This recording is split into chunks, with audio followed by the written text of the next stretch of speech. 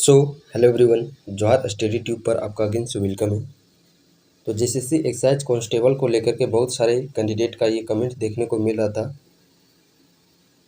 तो उन सारे कमेंट डॉट्स को मैं इस सेशन के माध्यम से आप लोगों के सारे डॉट को क्लियर करने वाला हूँ। सबसे पहला डॉट जो आ रहा था कैंडिडेट का 2018-2022 में जो अभ्यर्थी फॉर्म भरे थे उनको फिर से 100 रुपया लगेगा या फिर नहीं। जैसा कि ये उत्पाद सिपाही का बात करते हैं तो ये वैकेंसी 2018 की निकली हुई थी, बट किसी कारणवश इस वैकेंसी को रद्द कर दिया गया और पुनः इसे 2022 में भी निकाला गया था। और 2022 में भी जिस नियोजन नीति के तहत निकाला गया था उसमें भी इस फॉर्म को रद्द कर दिया गया। और फाइनली अभी जेसीसी एग्ज़ाम कैलेंडर 2023 जो जारी हुआ है इसमें इसका नोटिफिकेशन डेट मई जून में बताया जा रहा है। तो जब हम लोग मई जून में इस फॉर्म को फिलअप करेंगे, देन आफ्टर उस समय जो कैंडिडेट जो कि इस फॉर्म को पहले ही फर्स्ट टाइम 2018 और जो सेकेंड टाइम 2022 में निकली हुई थी उस समय यदि आप इस फॉर्म को अप्लाई किए थे तो उनका ये डॉट निकल के आ रहा है कि हमारी क्या फिर से पेमेंट शुल्क लगेगा। दूसरा डॉट ये बन के आ रहा है जो कैंडिडेट 2018-2022 में फॉर्म फिलअप किए थे, जैसा कि एक्साइज कांस्टेबल का बात करते हैं तो इसमें मैक्सिमम वर्ष 25 वर्ष रखा जाता है। 18 से 25 वर्ष के बीच के कैंडिडेट इस फॉर्म को अप्लाई कर सकते हैं। तो उनका डेट ऑफ बर्थ है जो कि वह 25 प्लस हो चुका है, क्या उन्हें मौका मिलेगा इस बार फॉर्म भरने के लिए या फिर नहीं। और तीसरा डॉट ये निकल के आ रहा है कि रजिस्ट्रेशन नंबर या फिर हम लोग पासवर्ड भूल गए हैं तो क्या होगा। तो चलिए इन तीनों टॉपिक पर जो डॉट बन के आ रहे हैं इन तीनों पर हम लोग बारीकी से बात करने वाले हैं। सबसे पहला कैंडिडेट जो कि डॉट बन के आ रहा है 2018-22 में जो अभ्यर्थी फॉर्म भरे थे उनको फिर से 100 रुपया लगेगा या फिर नहीं लगेगा। तो इस पॉइंट को मैं क्लियर कर देना चाहता हूँ, जो भी अभ्यर्थी चाहे जो कैंडिडेट 2022 में फॉर्म फिलअप किए थे या फिर 2018 में फॉर्म फिलअप किए थे तो आपको पेमेंट शुल्क नहीं लगेगा। बशर्ते आप लोगों को जो फर्स्ट टाइम आप फॉर्म फिलअप किए थे उस समय जो रजिस्ट्रेशन आप लोगों को नंबर मिला था वही रजिस्ट्रेशन आप लोगों को लॉगिन करना होगा, तभी आपके जो पेमेंट शुल्क है वह नहीं लगेगा। जैसा कि 2022 में इस फॉर्म को दोबारा निकाला गया था तो उसमें इस चीज़ को मेंशन किया गया था कि जो कैंडिडेट 2018 में फॉर्म फिलअप किए थे उनको वही रजिस्ट्रेशन नंबर से लॉगिन करने के लिए बोला गया था। यदि आप पहले ही रजिस्ट्रेशन नंबर से लॉगिन करते हैं तो आपका पेमेंट शुल्क नहीं लगेगा। इसीलिए आप यदि 2022 में या 18 में फॉर्म फिलअप किए थे तो आप अपना रजिस्ट्रेशन नंबर को याद रखिए। तो ये है आपका पहला डॉट क्लियर हो गया। यदि आप लोग पहले ही रजिस्ट्रेशन नंबर से लॉगिन करते हैं तो आपका पेमेंट शुल्क नहीं लगेगा। यदि नया आप लोग रजिस्ट्रेशन करते हैं देन उस समय आप लोग का फिर ये जो 100 रुपया पेमेंट इसका जो परीक्षा शुल्क है फॉर्म का वो आप लोग को लगेगा। दूसरा डॉट है कि जो कैंडिडेट 25 प्लस हो चुका है, जैसा कि 2018 में यदि आपने फॉर्म को अप्लाई किया था उस समय आपकी एज 22 या फिर 23 साल हो रही है, तो इस प्रकार उस समय से अभी बात करते हैं हम लोग 25 प्लस आप लोग का वर्ष हो चुका है, क्या आप लोग को दोबारा मौका मिलेगा या फिर नहीं मिलेगा। तो जेसीसी की ये एक समझिए कि खासियत है।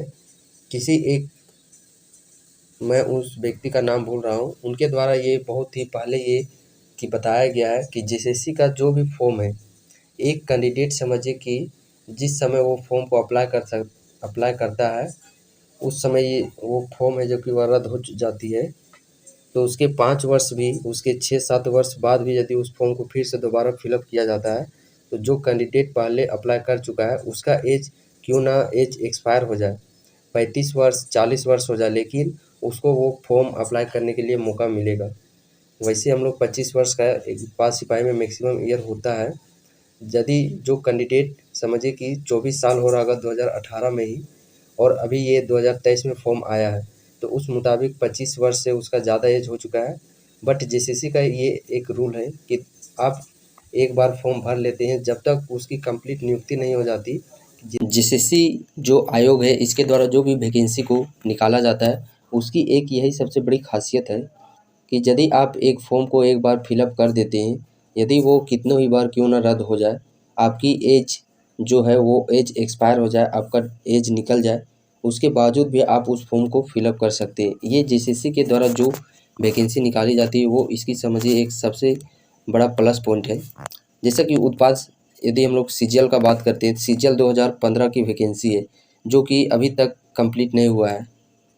तो समझिए कि सीजीएल जो ग्रेजुएट लेवल है उसमें 35 वर्ष मांगा गया है समझिए।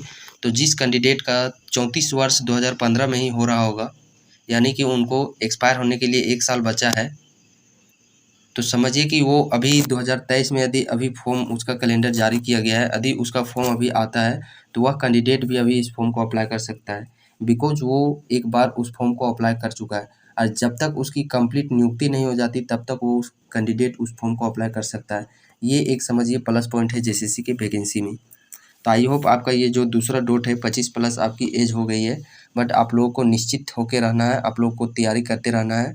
यदि आपने इन 2 वर्ष 2018 या 22 में फॉर्म फिलअप किया है तो आपका एज क्यों ना एज आपका एक्सपायर हो जाता है, एज ख़त्म हो जाता है, देन आफ्टर आप लोगों को भी फॉर्म फिलअप करने का मौका मिलेगा। और तीसरा डोट ये बन के आता है कि रजिस्ट्रेशन नंबर पासवर्ड हम लोग भूल गए हैं, अब क्या होगा हमारा। यदि आप लोग पासवर्ड भूल गए हैं तो आप लोगों का काम चल जाएगा। यदि आप लोग पासवर्ड भूल गए हैं तो फॉरगेट पासवर्ड करने के लिए वहाँ पे ऑप्शन दिया जाता है, तो वहाँ से तो आपका ये काम चल जाएगा, फॉरगेट पासवर्ड हो जाएगा आपका। बट यदि आप लोग जो रजिस्ट्रेशन नंबर है वो रजिस्ट्रेशन नंबर ही भूल चुके हैं तो समझिए आप भूल जाइए, आपको फिर से नया से आप लोगों को लॉथिक करना होगा, आप लोगों को रजिस्ट्रेशन करना होगा। अब नया जब आदि आप लोग रजिस्ट्रेशन करते हैं तो समझिए आप लोग को जो फॉर्म फी है 100 रुपया, वो फिर से आप लोग को चार्ज करना पड़ेगा। यदि आप लोग पासवर्ड भूल जाते हैं तो फॉरगेट करने का वहाँ पे ऑप्शन देता है, उस कंडीशन में तो आप लोग फॉरगेट कर सकते हैं पासवर्ड और न्यू पासवर्ड जनरेट कर सकते हैं। यदि यदि आप लोग रजिस्ट्रेशन नंबर ही भूल जाते हैं तो समझिए कि वो आप लोग फिर दोबारा लॉगिन नहीं कर सकते।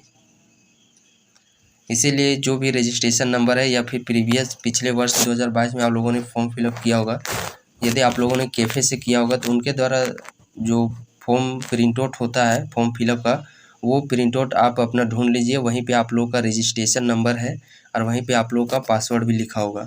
तो उस पेपर को आप लोग अभी ढूंढ लीजिए ताकि आने वाले समय में आप लोग को परेशानी का सामना नहीं करना पड़े। और जो भी कैंडिडेट इस तैयारी में लगे हुए हैं तो आप लोग बेफिक्र हो के निश्चित इधर उधर बिना माइंड भटकाए हुए आप लोग तैयारी में लगे रहिए, क्योंकि उत्पाद सिपाही का इस वर्ष तो नियुक्ति तय है।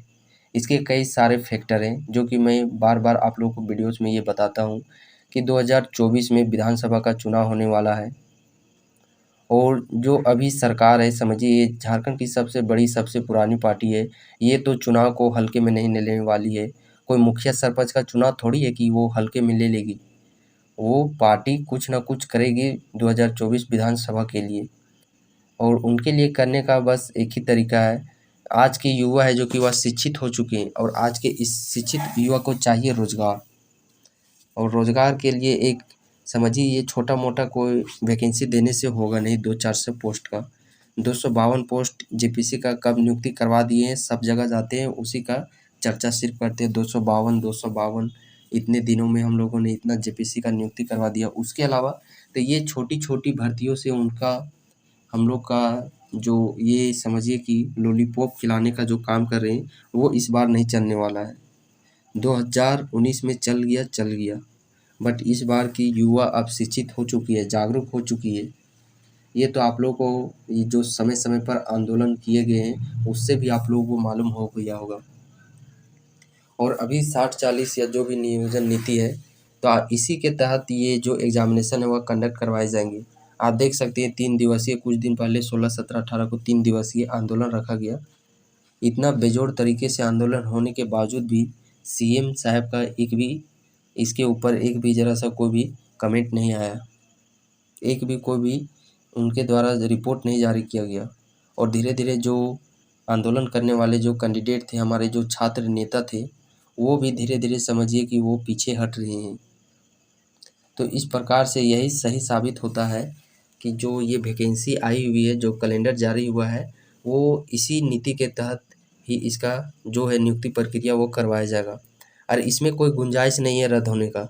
रद्द होने का गुंजाइश कब रहता है, जब कोई भी कैंडिडेट को फॉर्म फिलअप करने से वंचित रखा जाता है, उसको फॉर्म अप्लाई करने के लिए रोका जाता है, कुछ कुछ कंडीशन किए जाते हैं जिस कारण से कैंडिडेट फॉर्म को अप्लाई करने से वंचित रह जाते हैं, वही कैंडिडेट जाकर के कोर्ट में केस करता है और उसकी सुनवाई के दौरान ही वैकेंसी रद्द हो जाती है। बट ये जो इस नियोजन नीति पर ये कैलेंडर जारी किया गया है, इसमें सभी कैंडिडेट अप्लाई कर सकते हैं, किसी को भी वंचित नहीं रखा गया है। जब किसी को वंचित नहीं रखा गया है तो कोई भी समझिए कोर्ट में केस नहीं करेगा, और जब कोई भी कोर्ट में केस नहीं करेगा तो ये साफ सुथरे तरीके से इसकी नियुक्ति होगी, इसमें कोई रुकावट नहीं होगा। इस चीज़ को आप लोग को समझना होगा। इसीलिए आप लोग जो आने वाले समय में यदि आप लोग तैयारी कर रहे हैं तो पूरा अच्छे तरीके से तैयारी कीजिए, ताकि आप लोग एक सीट अपने नाम कन्फर्म कर सकें।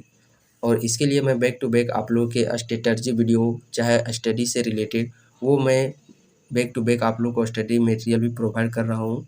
अभी तो सबसे पहले मैं आप लोगों को सब्जेक्ट वाइज जो टॉपिक पूछे गए हैं 2019 में, जैसा कि एग्ज़ाम हुआ था, तो उसका मैं टॉपिक पहले आप लोगों को प्रोवाइड करूँगा। देन आफ्टर बहुत ही जल्द आप लोगों का साइंस का, फिजिक्स, केमिस्ट्री, बायोलॉजी, ये तीनों सेक्शन का आप लोगों को 250 प्लस वस्तुनिष्ठ प्रश्न भी आप लोग को प्रोवाइड किए जाएंगे। और इसका जो पहला वीडियो वो भी आ चुका है फिजिक्स का, तो आप चैनल में जाकर के विजिट कर सकते हैं। तो चलिए आज के इस सेशन में बस मैं आप लोग के डाउट को क्लियर करना था, और आई होप, मैं आशा करता हूँ कि आप लोग के ये सारे डाउट क्लियर हो चुके होंगे। और इसके बावजूद भी यदि आप लोगों का कोई भी डाउट हो इसके रिगार्डिंग, क्योंकि इस बार मिशन है हमारा झारखंड उत्पाद सिपाही भर्ती 2023, इसके रिगार्डिंग यदि आप लोगों की कुछ भी क्यूरीज हो तो आप डायरेक्टली हमारे कॉन्टेक्ट से, हमारे ऑफिशियल नंबर के थ्रू आप हमसे जुड़ सकते हैं।